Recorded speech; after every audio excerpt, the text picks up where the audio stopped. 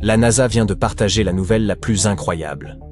On a mis au jour l'indice le plus probant suggérant qu'une forme de vie aurait jadis existé sur Mars. Alors, est-ce bien ce que vous verriez en vous y rendant?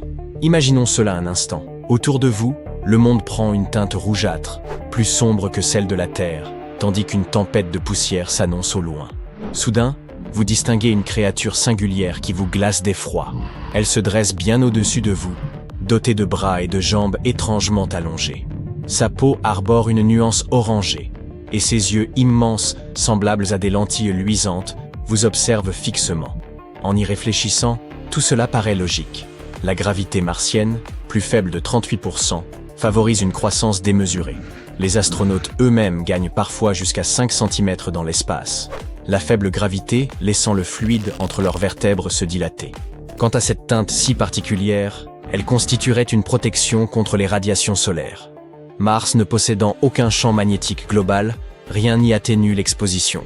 Les habitants auraient donc dû substituer la mélanine par des caroténoïdes, ces pigments qui confèrent aux oranges, carottes et tomates leur couleur vive. Pour ce qu'il est de ces grands yeux éclatants, ceci leur permettrait de saisir plus aisément la lumière affaiblie de notre Soleil, désormais lointain. Toutefois, si tel récit était celui que vous espériez, je crains de vous décevoir. Les formes de vie réellement découvertes sur Mars sont tout autres, mais pour les chercheurs, elles n'en demeurent pas moins captivantes. L'an dernier, le rover Perseverance, sans doute le robot tout-terrain le plus coûteux jamais conçu, a mis au jour un ancien lit fluvial asséché, parsemé d'étranges cercles rougeâtres que les chercheurs ont baptisés « taches de léopard ». D'après un spécialiste de la NASA, ces marques pourraient constituer les résidus de formes de vie extrêmement anciennes, apparues il y a plusieurs milliards d'années. Les experts pensent même discerner aujourd'hui ce à quoi ces minuscules êtres martiens auraient pu ressembler. Toutefois, il ne s'agit nullement de créatures pourvues d'yeux ou de tentacules. Mars demeure un monde inhospitalier, brûlé le jour puis plongé la nuit à 142 degrés Celsius, soumise à une gravité faible et à des radiations sévères. Toute existence y aurait donc été microscopique, comparable à des bactéries. Et si, hypothèse considérable, un organisme plus complexe y avait un jour évolué, il lui aurait fallu des capacités extraordinaires pour persister dans un tel environnement. En parcourant une région nommée Bright Angel, Perseverance a donc repéré ces fameuses taches de léopard. Les chercheurs les désignent comme des fronts de réaction, des zones où d'anciens processus chimiques se sont déroulés. Le rover y a identifié 2 minéraux, la vivianite et la grégite. Sur Terre, la vivianite apparaît lorsque des matières organiques se décomposent, et la grégite est produite par des microbes, ces organismes infimes mais bien vivants. L'un des scientifiques de l'équipe a expliqué que ces minéraux présentent exactement l'aspect observé, chez nous, lorsque des microbes sont impliqués. À ses yeux, il pourrait s'agir de la preuve la plus solide d'une ancienne vie martienne. Certes, il restait possible que ces motifs aient été engendrés par des phénomènes purement géologiques, sans aucune intervention du vivant. Toutefois, après une année entière d'analyse, et sans doute de très nombreuses tasses de café, l'équipe estime disposer d'indices suffisamment cohérents pour considérer qu'il pourrait bien s'agir d'une authentique biosignature. À quoi pourrait bien ressembler cette vie martienne? Aujourd'hui, le cratère G0, vaste bassin d'impact situé juste au nord de l'équateur martien, n'est guère plus qu'une étendue poussiéreuse. Pourtant, il y a des milliards d'années, ce lieu regorgeait d'eau, formant une sorte d'étang primordial. Les chercheurs estiment qu'il renfermait alors des zones froides et irriguées favorables à la vie microbienne.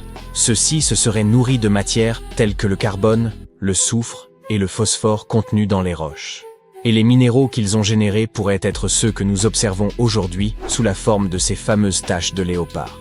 Bien que les conditions en surface ayant été extrêmes, froid mordant et bombardement constant de radiation, des microbes auraient pu y persister, survivant de justesse au fil des jours. Les spécialistes soulignent qu'il existait alors de l'eau liquide, ce qui implique que la planète rouge était techniquement habitable. Certes, les traces dont nous disposons demeurent infimes, insuffisantes pour déterminer l'apparence ou le comportement précis de ces martiens. Toutefois, il reste possible d'émettre des hypothèses raisonnées en observant la Terre. On pourrait rapprocher ces éventuels microbes martiens de nos bactéries extrémophiles, ces êtres tenaces qui subsistent dans des lacs saturés de sel, les profondeurs souterraines ou au sein de déserts si âpres que même les cactus n'y survivent pas. Une autre question se pose, un organisme plus gros ou plus élaboré que de simples microbes aurait-il jamais pu évoluer sur Mars? C'est très improbable. Si les taches de léopard constituent réellement des indices de vie, les chercheurs estiment que ces microbes n'étaient pas cantonnés à un lieu unique, mais disséminés partout. Persévérance analyse d'ailleurs des roches anciennes au-delà du cratère G0, afin de déterminer si la planète abritait une population plus étendue. Cependant, un fait demeure. Mars est devenu hostile à une vitesse fulgurante. La vie a pu émerger à peu près au même moment que sur Terre. Mais après environ 1 milliard d'années, la planète rouge a commencé à perdre son atmosphère sous l'effet des vents solaires. Elle s'est alors transformée en étendue glaciale et aride. Le froid extrême, les radiations solaires et la raréfaction de l'eau auraient rendu la survie de toute forme dépassant la taille microbienne presque impossible. Sur Terre, la vie complexe, notamment animale, n'est apparue qu'après 3 milliards d'années supplémentaires, dans des conditions infiniment plus clémentes. Si une forme plus évoluée avait un jour émergé sur Mars, elle se serait apparentée à un microbe aux aptitudes quasi surnaturelles, pourvu d'une enveloppe robuste ou d'un talent pour se terrer sous la surface afin d'échapper aux UV et de supporter des froids extrêmes. Il aurait subsisté grâce au moindre filet d'eau disponible, à la manière des lézards des déserts terrestres ou de ces organismes filtreurs vivant près des évents hydrothermaux. Certes, il nous faudra peut-être patienter encore avant de croiser un véritable habitant martien. Toutefois, rien ne saurait restreindre notre imagination. Pourquoi ne pas envisager l'aspect qu'auraient les résidents d'autres planètes du système solaire, s'ils existaient et présentaient une complexité dépassant celle des microbes? Sur Jupiter, par exemple, une créature pourrait évoquer un robuste organisme abyssal, doté d'une carapace renforcée, d'yeux protubérants, de griffes palmées et de branchies. Un tel ensemble l'aiderait à endurer l'immense pression, les radiations féroces et les couches liquides qui composent la planète. Là-bas, tout n'est d'abord que nuages. Puis en profondeur, les gaz se mutent en un océan d'hydrogène métallique. Rien d'étonnant donc, à ce que les autochtones aient des besoins de la meilleure protection possible. Passons à Saturne, royaume de nuages, d'anneaux étincelants, et d'encore plus de nuages. Si légère qu'elle pourrait flotter dans une vaste baignoire cosmique, cette planète pourrait abriter une sorte de colossale méduse spatiale. Elle dériverait dans une brume dense, avec un corps évoquant une large coupole et de longs tentacules en guise de membres. La pression y étant titanesque, toute ossature se verrait aussitôt broyée. Se laisser porter et onduler demeurerait ici la stratégie de survie la plus avisée. À présent, dirigeons-nous vers les géantes de glace, Uranus et Neptune. Ces mondes ressemblent à d'immenses granités cosmiques mêlant ammoniac, méthane et eau. Point de terre ferme, seulement des océans glacés sous d'épaisses atmosphères. Dans un tel milieu, vous pourriez croiser un amphibien ramassé et puissamment bâti, doté de membres trapus, de doigts palmés et d'une peau écailleuse. En effet, la gravité y excède celle de la Terre, et le froid y règne sans partage. Toute créature native de ces contrées aurait besoin de membres robustes pour supporter la pression écrasante, traverser ces mers gelées et maintenir sa chaleur interne. Pour revenir à notre voisinage, commençons par Mercure. Le Soleil y domine le ciel, paraissant 3 fois plus vaste que sur Terre. Les températures oscillant entre un froid fulgurant et une chaleur comparable à celle d'un four. Si une créature survivait en un tel lieu, elle devrait arborer une peau semblable au titane, parfaitement lisse, tandis que des yeux rappelant des vers fumés la préserveraient de l'éclat solaire aveuglant. Le problème réside dans l'atmosphère quasi inexistante de Mercure et l'intensité de sa lumière. Toute forme de vie y nécessiterait un corps capable d'endurer chaleur et radiation sans fondre ni se consumer. Notre ultime escale est Vénus. La pression y évoque l'immersion à 1 km de profondeur, les éruptions volcaniques y sont incessantes et l'air lui-même pourrait faire fondre le plomb. Torride, en effet. Dans un tel enfer, toute forme de vie serait réduite à une particule microscopique, dénuée de bras, de jambes ou de tout visage. Vénus est d'une hostilité extrême, pression colossale, chaleur brûlante et gaz toxiques. Seules de modestes formes microbiennes pourraient probablement y subsister. Au vu de tout cela, je choisirais plutôt Hawaï si j'étais vous. Hé.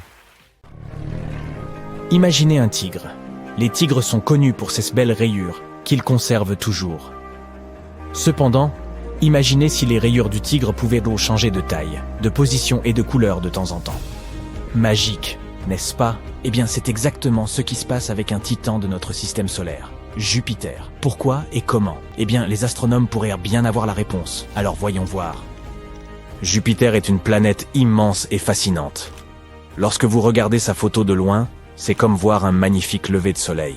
Ici, nous avons toute une palette, des jaunes pâles crémeux au brun caramel, avec même quelques nuances de bleu.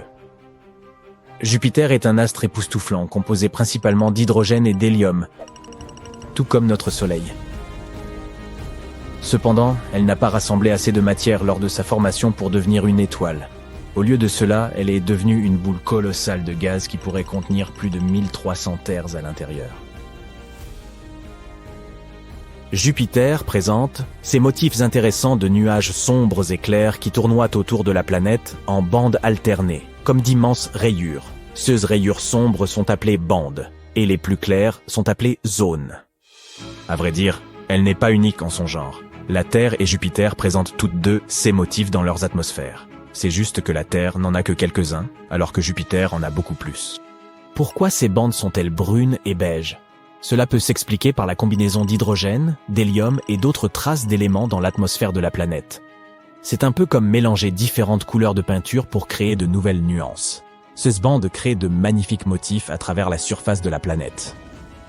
Bien, puisque Jupiter a une atmosphère imposante et un système météorologique similaire à celui de la Terre, elle connaît donc des tempêtes extraordinaires. Donc, même si ces bandes peuvent y sembler calmes et paisibles, elles font en réalité partie d'un système météorologique déchaîné. C'est comme une fête de tempêtes sans fin qui se déroule là-bas. Ces bandes et ces zones se déplacent dans des directions opposées autour de la planète. Les bandes tournent à rebours de la rotation de Jupiter, à contre-courant pour ainsi dire, tandis que les zones vont dans son sens. Et non seulement elles se déplacent dans des directions différentes, mais elles existent également à différentes altitudes dans l'atmosphère de la planète. Les bandes s'apparentent à des régions où les choses montent, comme des bulles dans une boisson gazeuse. Donc, le sommet des nuages à l'intérieur de celles-ci se trouve plus haut dans le ciel en comparaison du sommet des nuages dans les zones, qui sont donc plus enfoncés. Ainsi, même si la Terre et Jupiter possèdent cette similitude, leur météo est complètement différente. Ce serait comme comparer des pommes et des oranges. L'une des tempêtes les plus célèbres sur Jupiter est la Grande Tache Rouge. Mais pourquoi est-elle rouge ? Eh bien, c'est un peu un mystère. Les scientifiques pensent que la tempête se situe à une altitude plus élevée que le reste de l'atmosphère. Cela signifie qu'elle reçoit une dose plus forte de lumière solaire. Imaginez-vous debout sur une colline, où le soleil brille plus fort sur vous par rapport au reste de l'environnement. De la même manière, la Grande Tache Rouge reçoit davantage de rayonnement du soleil. La tempête contient également dans ses nuages des composés chimiques spécifiques, tels que l'ammoniac et l'acétylène. Lorsque ces composés reçoivent ce rayonnement supplémentaire, ils réagissent d'une manière unique, donnant à la tempête sa couleur rouge distinctive, un peu comme des effets spéciaux dans un théâtre cosmique. Quoi qu'il en soit, ces rayures ont l'air stylées et tout, mais quel est le grand mystère qui les entoure ? Eh bien, voyez-vous, un jour, les scientifiques ont décidé d'examiner les données provenant de l'intérieur profond de Jupiter, environ 50 km sous sa surface. Et après avoir jeté un coup d'œil au secret de Jupiter, ils ont remarqué quelque chose d'étrange. Quand ils ont observé Jupiter en utilisant un type de lumière spéciale, dite lumière infrarouge, les couleurs de ces bandes ont réellement changé. Les zones claires qui étaient pâles et crémeuses sur les images habituelles devenaient sombres dans la vue infrarouge. Quant aux bandes autrefois sombres, elles brillaient à présent vivement. Cela suggère quelque chose d'intéressant. Les bandes sur Jupiter ont une couverture nuageuse plus mince que les zones. C'est comme si elles portaient des tenues transparentes, tandis que les zones avaient des nuages plus épais, comme des doudounes moelleuses. Ainsi, ce que nous percevons comme des bandes sombres dans les images ordinaires se révèle être lumineux dans l'infrarouge, laissant entendre que ces ceintures ont moins de matière nuageuse, bloquant la lumière. Mais voici la partie la plus étrange. Toutes les quelques années, quelque chose change. C'est comme si la météo sur Jupiter passait par des montagnes russes. La couleur des bandes peut changer, et parfois tout le modèle météorologique s'emballe pendant un moment. Les scientifiques restent perplexes et tentent de comprendre pourquoi cela se produit. Ils ont donc décidé d'utiliser la sonde spatiale baptisée Juno pour enquêter sur ce phénomène. Depuis 2016, Juno collecte beaucoup d'informations sur Jupiter, comme un espion collectant des indices. L'un des éléments que Juno étudie est le champ magnétique de Jupiter. Tout comme la Terre, Jupiter a un champ magnétique. C'est comme une bulle invisible qui entoure la planète, s'étendant jusqu'à l'espace. Ce champ magnétique est vraiment important car il protège la planète et tout ce qui s'y trouve. Il agit comme un bouclier contre les particules nocives de l'espace, comme celles provenant du Soleil. Mais Jupiter est bien plus grande que nous, donc son bouclier protecteur est beaucoup plus puissant. Les champs magnétiques sont générés par une chose appelée dynamo, qui agit comme un grand fluide conducteur tourbillonnant à l'intérieur de la planète. Ce fluide se déplace et tournoie. un peu comme une fête underground qui se passerait au plus profond de la planète. Ainsi, les scientifiques ont examiné les données collectées par Juno au fil des années et ont remarqué quelque chose d'intéressant. Le champ magnétique de Jupiter a ses propres petits mouvements, un peu comme lorsque vous voyez des vagues dans l'océan. Les scientifiques appellent ces mouvements des oscillations de torsion, qui est simplement une façon élégante de décrire des mouvements en forme de vagues. C'est comme si Jupiter faisait sa propre danse magnétique. Maintenant, imaginons que l'intérieur de Jupiter soit comme une énorme marmite de soupe en ébullition. Profondément à l'intérieur de Jupiter, il y a des courants lents qui transportent la chaleur vers le haut, à la manière d'un tapis roulant. Cette chaleur finit par atteindre la partie supérieure où nous voyons les nuages. Mais voici où les choses deviennent intéressantes. Imaginez que quelqu'un commence à remuer la soupe très rapidement, avec une cuillère. Ces mouvements magnétiques ondulatoires, les oscillations de torsion, agissent exactement comme cette cuillère. Ils créent un trouble qui perturbe les courants lents. Eh bien, cette perturbation a un grand impact sur la météo de Jupiter. C'est comme augmenter la chaleur de votre gazinière et changer la façon dont cuit la soupe. Les schémas de montée et de descente des nuages, que nous appelons ascendance et subsidence, se mélangent tous, un tourbillon dans la soupe. Nos astucieux chercheurs ont également remarqué quelque chose de particulier près de l'équateur de Jupiter. Ils ont découvert un point concentré de magnétisme appelé la grande tache bleue. Et devinez quoi? Ce point ralentit, comme s'il prenait une pause dans son mouvement habituellement rapide. Cela suggère qu'un nouveau type de mouvement ondulatoire, une nouvelle danse, est sur le point de commencer. Donc, pour résumer, les scientifiques ont eu une idée intéressante.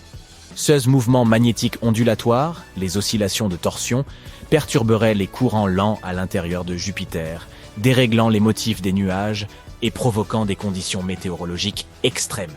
Et lorsqu'ils ont calculé le temps qu'il fallait à ces mouvements ondulatoires pour se produire, ils ont découvert qu'ils correspondaient aux mêmes périodes où les rayures de Jupiter changeaient. Ainsi, en termes simples, les chercheurs pensent que ces mouvements ondulatoires dans le champ magnétique de Jupiter provoquent des changements dans les rayures de la planète. Les pièces d'un puzzle se rassemblent. Les astronomes essaient toujours de comprendre pleinement pourquoi cela se produit, mais c'est un pas en avant excitant dans la compréhension des mystères de notre vaste univers. Mais il reste encore quelques mystères à résoudre. Pour trouver plus de réponses, les scientifiques doivent continuer à observer attentivement Jupiter à l'avenir. En observant comment les nuages changent, ils peuvent vérifier si leur théorie est correcte ou si elle doit être ajustée. De ces tempêtes massives à ces bandes colorées, Jupiter ne cesse de nous surprendre avec ses merveilles cosmiques. Elle ne scintille peut-être pas comme une étoile, mais elle brille intensément en tant que géante gazeuse, nous captivant par sa taille et sa beauté. Alors restez toujours curieux et gardez la tête dans les étoiles.